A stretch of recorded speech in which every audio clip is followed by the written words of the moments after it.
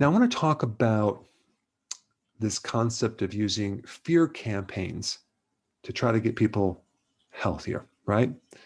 Can you actually scare people into being healthy? I mean, this is a really commonly used scare tactic and marketing ploy to get people motivated to either buy a product or get them to change their behavior in a certain way. I mean, they have the anti-smoking campaigns, the anti-alcohol campaigns, which use fear, which I'm totally okay with because you're just getting people to stop something.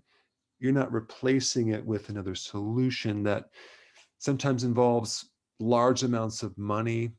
There are so many campaigns that have been done in the past related to health that end up being based on false information, right? That they had to then discontinue. In fact, some of those solutions were very, very dangerous, and I won't mention them. I mean, let's just take, for example, cancer treatments. There's quite a few fear campaigns that get people to take certain treatments for cancer involving fear. If you don't do this, you have so many days to live, whatever. But take a look at the best case scenario with cancer treatments. Best case scenario, you might extend a person's life by 2.5 weeks. Yeah, that's it. And the cost of that treatment could range anywhere between $50,000 to $250,000 to extend your life 2.5 weeks. Doesn't make sense. Then you have all these different campaigns for obesity. You know, obesity is a killer. You need to do this or do that. But what is the solution? A low-fat diet, a low-calorie diet, which we know doesn't work. So here's some questions that I always want to know, especially if they're using fewer campaigns. Is the solution based on truthful data? Number two, who is sponsoring the research? Because it could be slightly biased. And number three, how much money is involved? Who's going to be getting rich off this? And I have no problem on someone exchanging money for something that it really is based on a good solution. But I do think there's a much better way to get people motivated, to get them to change their behavior. And that's through education. It's about increasing more understanding. But what's your thoughts on this topic? Are you motivated by fear or more by education and an increased understanding? Sorry to tell you this, guys, but I have some bad news. According to the Physicians Committee for Responsible Medicine on their website, they revealed that eating eggs can be hazardous to your health, okay? And they actually list several scientific studies that prove that eating eggs can be very hazardous. And I just want to tell you some of the conclusions on these studies. This is not good, guys. Eating eggs increases the risk of dying from heart attacks. Oh my gosh. I've been eating all these eggs this whole time and I'm in trouble. 2021 study found that the addition of a half an egg a day was associated with more deaths from heart disease, cancer, in all causes. This is not good. This is scary. Another study, they mentioned eating eggs also can be connected to developing certain types of cancer, colon, rectal, and prostate. Oh my gosh, I'm gonna have to change all my videos, change my diet. This is not exciting, guys.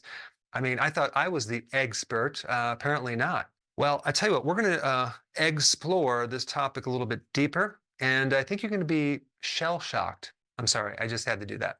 Before you evaluate a topic, okay, and you try to figure out what's truth or not truth, you have to first make sure that the data is good data, not bad data.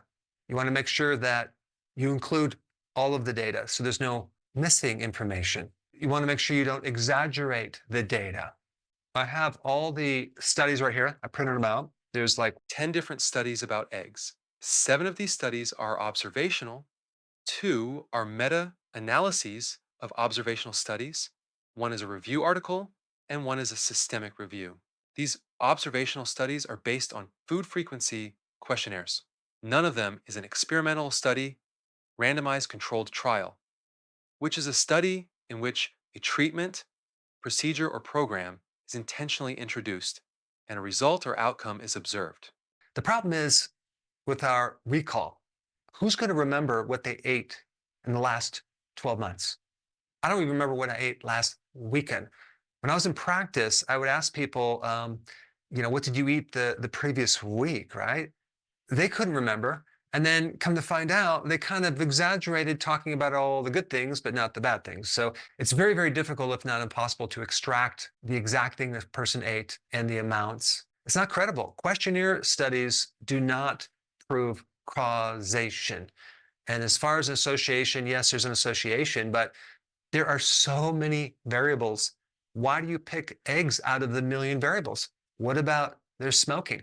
What about their drinking? What about their medication side effects? What about their genetics? What about their inactivity? What about the donut that they just ate? Why didn't you pick that? It's literally impossible to isolate this link between two things. Now, at first I couldn't find if they were actually credible studies that showed some randomized trials, things like that. But then I dug a little deeper and I found that 100% of those meta-analyses were complete questionnaire self-reported studies. So right there, I can't even evaluate whether the study shows any real substantiation or not, because it's based on questionnaire studies. So pretty much puts that data into a certain category, not to mention the conflict of interest. The Canadian Journal of Cardiology, this showed that those who ate the most eggs got a higher risk of cardiovascular disease. Dr. Spence and the Dr. Davignon receive fees from several pharmaceutical companies that sell anti-cholesterol medication.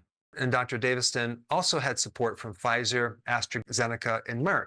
All right, another study by JAMA, Dr. Wilkins reported receiving consultation fees from NGM Biopharmaceuticals.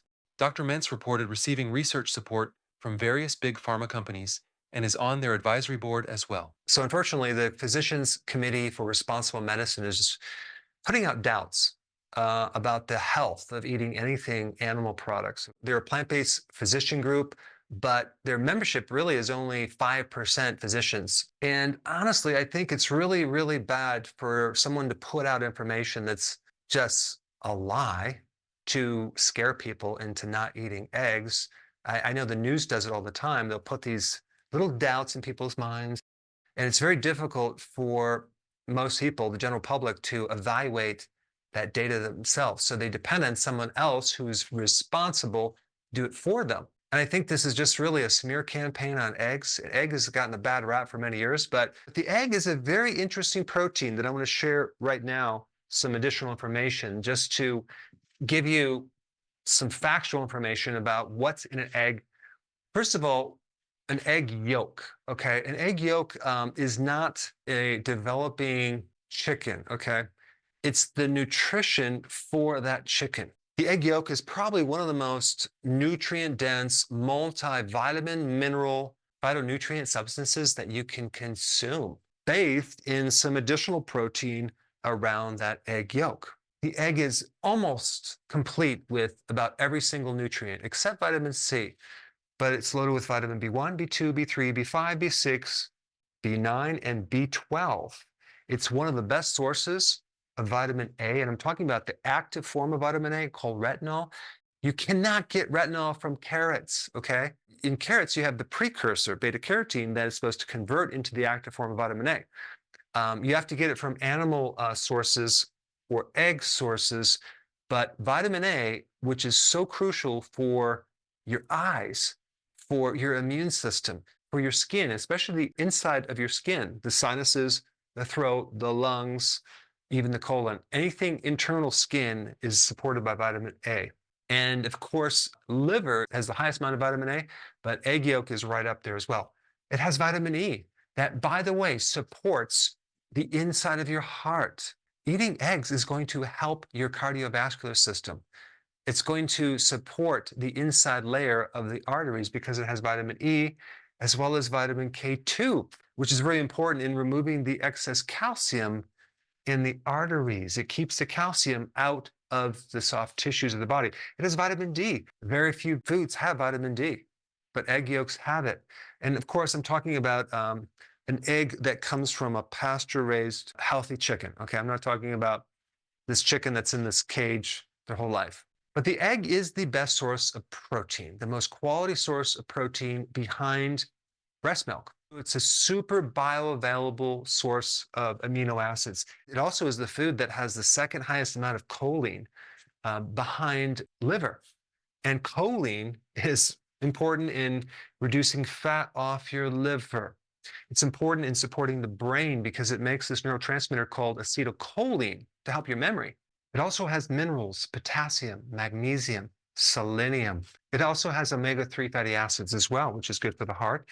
Another thing that it can do is it can increase the particle size of your LDL. What does that mean? There's two types of LDL. You have the small, dense particle size, which is the one that kind of invades the arteries, that creates more problems, creates more inflammation. But then you have something else that's bigger called a large buoyant particle size, and that's the one that is not pathogenic. Also, eggs can help reduce your insulin resistance. Think about the carb level on eggs. There's not a lot of carbs in eggs. So it's a perfect keto combination of protein and fat and nutrition. It also can increase HDL. It has lutein and zeaxanthin. What are those? Those are carotenoids. You see those in vegetables, but the bioavailability in vegetables doesn't even compare to the bioavailability from an egg.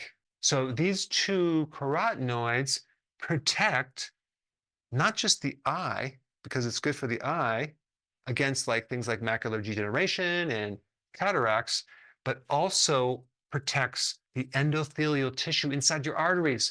So no, eggs don't cause heart problems, okay? They help heart problems. So consuming eggs is an excellent idea. And the next time you hear some bad news about eggs, take a look at the study. Make sure it's not an observational study. Make sure that the source of the study, it doesn't have conflict of interest. But the egg can be a super heart-healthy food to consume. Now, if you haven't seen my new resource page on my website, Dr.Berg.com, where I have a lot of very cool downloads. So go there now and check out all the one-page summary things that I have on various topics. I think you'll really enjoy them.